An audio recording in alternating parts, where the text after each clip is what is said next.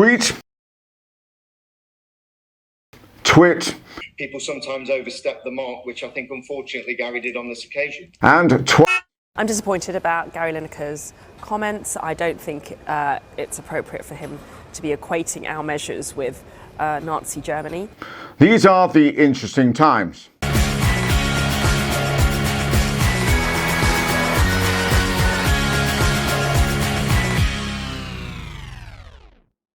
Hello everyone, my name is Matt Johnston and welcome to The Interesting Time, which is a show that likes to take a sideways swipe at politics right here in the UK. The big news of the week is unofficial leader of the opposition has managed to get himself in hot water. That's right, BBC presenter and human being with a soul, Gary Lineker has gone from GOAT to Scape GOAT. So for those not in the UK, or if you've lived under a rock for the last few days, you might want to think carefully before coming out. Gary Lineker tweeted a response to Home Secretary Suella Braverman's announcement to the British people that they are working really hard to stop the boats. Last year, over 45,000 people made the unsafe, unnecessary and illegal journey across the Channel. Our asylum system has been overwhelmed. That's why today I'm announcing a new illegal migration bill. This bill will mean that if you come here illegally, you will not be able to stay. You will be detained and removed to your home country. Gary tweeted, "Good heavens, this is beyond awful indeed. The backdrop is bleak, the music seems to have been lifted from top meditation tunes for serial killers, and her energy is best described as vet giving you bad news on your dog." Although I appreciate that Gary was referring to the rhetoric used in this infomercial for Fascist R Us. And when pressed on this, Lineker dived straight in, not for the first time, and tweeted, "There is no huge influx. We take far fewer refugees than any other major European country. This is just an immeasurably cruel policy directed at the most vulnerable people in language that is not dissimilar to that used by Germany in the 30s. And I'm out of order?" And that was it. People either agreed with this tweet or didn't, and went about their existence as they realised there were more important things to occupy their time. Yesterday, Gary Lineker was stood down from presenting tonight's Match of the Day after he tweeted that the government was using language reminiscent of 1930s Germany. In the last hour or so, Downing Street has described Gary Lineker's criticism of new asylum policy as not acceptable and disappointing. It's 10 o'clock. This is Sky News at 10. Our top story. A red card for Gary Lineker as the BBC takes their star presenter off the pitch for his criticism of the government. Over a tweet by a sports presenter? Really? Suella Braverman went on to various news shows to say how disappointed she was with Gary equating her government to 1930s Germany. I'm disappointed about Gary Lineker's comments. I don't think it's appropriate for him to be equating our measures with Nazi Germany. Our measures are on the side of the British people. Yeah, maybe less Talk TV and more Think TV. Talk TV presenter Mad Nads tweeted, "Gary Lineker does need to decide though, is he a footy presenter or a candidate for the Labour Party, thereby making my parody show completely obsolete." And she's not the only one. Brendan Clark-Smith went on Newsnight to say this. I think when you're making comparisons with 1930s Germany, I think you're starting to let yourself down a little bit. The same Brendan Clark-Smith who posted a Facebook rant comparing England footballers taking the knee to Nazi salutes made by the England team during a 1938 match in Berlin. Worth mentioning that Gary didn't use the word Nazi, unlike just about everyone when they quoted him.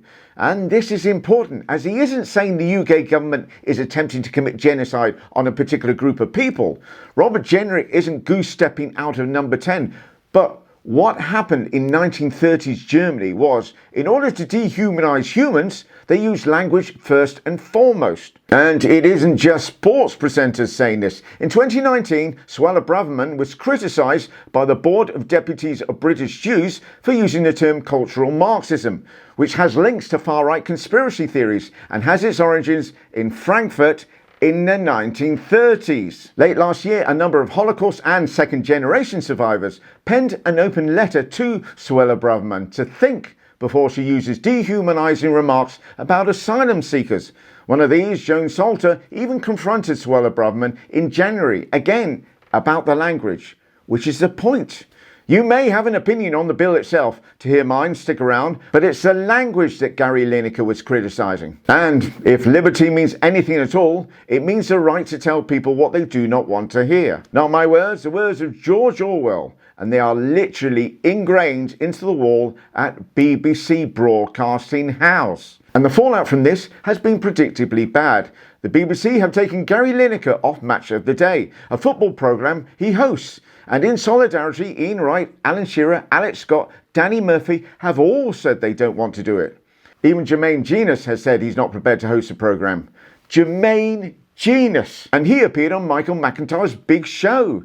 At this rate, Match of the Day is just going to be hosted by a racist podium and Ron Atkinson. The BBC have also not aired a David Attenborough nature documentary, which has criticised the government's climate policies. How is that controversial when they are voting to literally pump shit into the sea?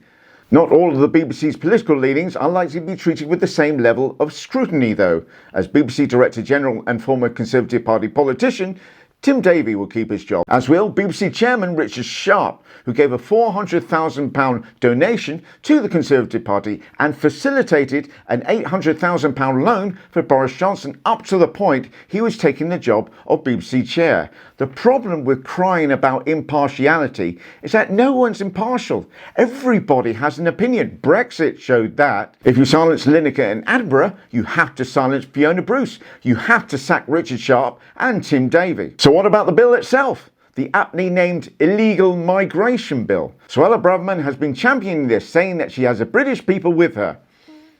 Unlikely. Here is Jacob Rees-Goebbels on Gestapo Bastards News. Today we heard from His Majesty's Government a bold announcement of new legislation vowing to remove illegal migrants within weeks of their arrivals. There has been a conflict in this country between human rights law and the rule of law. The European Convention is something that was thought up many decades ago to protect the very basic, simplest of rights. As the Home Secretary pointed out, possibly 100 million people would want to come here if it were open doors. Okay, glossing over the fact that he slithered about the basic human rights laws, the 100 million figure is ridiculous for the following reason.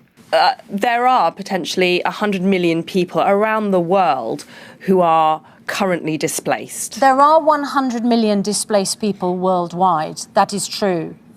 Only a quarter of them have left their own country. In fact, the UK takes only 0.032% of refugees worldwide, and the Tories are going to have to be careful. They may have lit the spark, but as Knowsley showed last month, these things can quickly get out of hand, and a lit spark soon turns into a flaming police vehicle, or worse. It was only a few months ago that a petrol bomb was thrown at a migrant centre in Dover. And the far right, the organisations like Patriotic Alternative will always be there, like the BNP and the National Front before them, to fan the flames of ignorance and fear. But the government should be there to calm people's concerns, educate them and inform them that they have a plan, not chuck more petrol on. And anyone who knows anything about this seems to say it won't work. For instance, Amnesty International have described it as desperate and cruel. Ex-Conservative Home Secretary Amber Rudd had described it as baffling and unworkable. And the lawyers, who the Conservatives have been quick to demonise, have responded to something that not even Suella Braverman can say is legal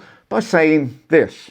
It's completely unlawful in international law. Also, we're governed by the European Convention of Human Rights, which provides that anybody in the United Kingdom is protected by due process of law, cannot be imprisoned without a fair trial or any legal process. And I'm afraid this legislation breaks every single one of those fundamental pieces of human rights legislation. And that's it. No time to talk about the SNP having a leadership election, and the candidates Kate Forbes, Humza Yousaf and Ash Reagan, who are all vying for the top job north of the border, had a leadership debate, and there was definitely one qualification they value above all others. You say you're the only candidate that can persuade people who voted no. In the first week of your campaign, you had people who voted yes, leave your campaign. Forget persuading no voters, you can't even keep yes voters on side. You would reject the Greens, who are, of course, the second largest pro-independence majority party. How on earth can you call yourself a unifier? Well, I am a unifier because I have already united the wider movement behind me. Well, if that's what they're looking for, then they should look no further than the SNP leader at Westminster and shiniest man in Parliament, Stephen Flynn, who it seems has managed to unite not just Scotland, but the entire kingdom when he was caught on camera giving a completely unregulated response to Keir Starmer's joke. We're going to see a generation of young people learning to say Auf Wiedersehen pet in Polish, aren't we? The camera happened to cut to you in the House of Commons, where lip readers might have noticed that you appeared to turn to a colleague and say, "What the f*** was that?" Did you know? You presumably you just didn't think you were going to be on camera. I think I maybe spoke for the public at that moment. Indeed. No time to talk about Boris Johnson's resignation honours list, which normally would have approximately 50 names, having something like 100 on it. Those recommended by Johnson include Stanley Johnson. Oh, any relation? He's Boris Johnson's dad. Well, that's not good. Still, he might find himself in the House of Lords, sat next to a Joe Johnson, who was given a peerage by Boris Johnson in his New Year's honours list. Quite the coincidence. He's his brother. All right, this does look like off-the-scale nepotism, but there's absolutely no problem, as was pointed out by journalist and television presenter Rachel Johnson. Hang on a minute. You would see that he actually started work for the Tory party and Conservative Research Department with Chris Patten in 1975. He has man and boy served that party, given endless speeches to constituencies. To be fair, endless speeches is the mark of a true Johnson. No time to talk about cold weather last week, where large parts of the UK saw snow, and there is more expected on the way. Well, it is March. People have been stuck in queues on the M62 due to Storm Larissa. The Met Office has issued 3 amber warnings for Northern England, the Midlands, North Wales and Northern Ireland, where significant disruption to transport and power supplies is expected. And London will not escape the horrifying effects of this weather, as people will be expected to wear items from their winter wardrobe for another week. Thank you all so much for watching, and if you are enjoying these vids, then please don't forget to like, subscribe, share and hit all the notifications bell, and I'll see you all Wednesday. Take care.